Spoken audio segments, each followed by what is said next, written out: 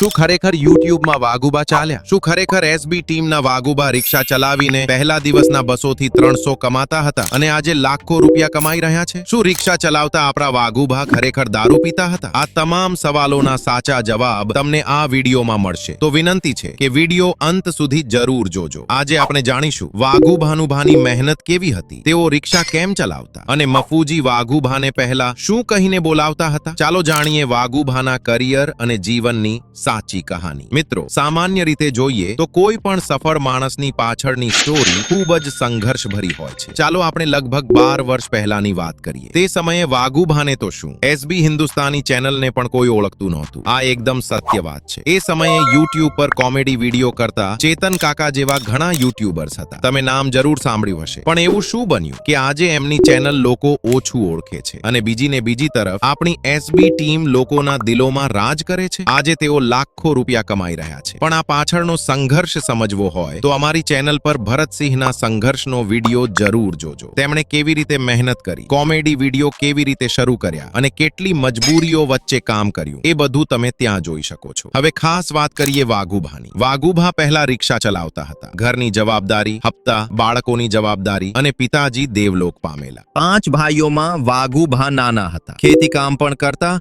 અને સાથે રિક્ષા પણ ચલાવતા. આવી પરિસ્થિતિમાં એમને યુટ્યુબમાં વિડીયો બનાવવાનો વિચાર કેવી રીતે આવ્યો હશે? આ ખરેખર વિચારવા જેવી વાત છે. વાઘુભાનો જન્મ પાટણ જિલ્લાના વામૈયા ગામમાં થયો હતો. હાલ તેઓ હંસાપુર ગામમાં રહે છે અને ત્યાં જ પોતાના કોમેડી વિડીયો બનાવે છે. હંસાપુર ગામના લોકો એસબી ટીમને પૂરતો સપોર્ટ આપે છે. એમના પિતાજીનું નામ સોમાભાઈ છે અને માતાજીનું નામ ભીખીબેન છે. કેટલાક વિડીયોમાં તમે એમની મમ્મીને પણ જોયા હશે. ઇન્સ્ટાગ્રામ પર એમનું ઓફિશિયલ આઈડી એસબી હિન્દુસ્તાની વઘુસિંહ છે. ખાસ નોંધ, એમના ઘણા ફેન પેક એકાઉન્ટ પણ છે. તો વિચાર કરીને અને ચકાસીને જ ફોલો કરજો. હવે વાત કરીએ મફુકાકાની. વાઘુભા મફુકાકાના સગા નાના ભાઈ છે. મફુકાકા વિશે ડિટેલમાં જાણવું હોય તો અમારી ચેનલ પરનો ખાસ વિડીયો જરૂર જોજો. હવે એક મહત્વની વાત, એસબી ટીમના વિડીયોમાં તમે જોયું હશે કે વાઘુભા ઘણી વખત દારૂડિયાનો રોલ કરે છે. પણ આજ સુધી એમના મોઢેથી કોઈ ખરાબ શબ્દ સાંભળ્યો છે? જવાબ હશે નહીં. માત્ર વાઘુભા નહીં, પણ આખી એસબી ટીમ ક્યારેય ખોટા શબ્દો બોલતી નથી. તમે તમારા પરિવાર સાથે બેસીને એમના વિડીયો જોઈ શકો છો. આજના સમયમાં પરિવાર સાથે બેસીને વાત કરવાનો સમય પણ નથી. પણ હું તો એસબી ટીમનો દિલથી આભાર માનું છું કે એમના કારણે કેટલાય પરિવારો ફરી સાથે બેસીને જમવા અને હસવા લાગ્યા છે. એસબી ટીમ માટે એક લાઈક જરૂર કરજો અને ચેનલ સબસ્ક્રાઇબ કરીને જજો. દોસ્ત, આભાર. ભગવાન તમારી બધી ઈચ્છા પૂર્ણ કરે. ફરી એકવાર કહું છું, સબસ્ક્રાઇબ કરવાનું ભૂલશો નહીં. હવે જાણીએ વાઘુભા કેટલું કમાય છે. અમે કોઈ અંદાજે વાત નહીં કરીએ. 100% સાચું તો કોઈ કહી શકતું નથી, પણ 50% અંદાજ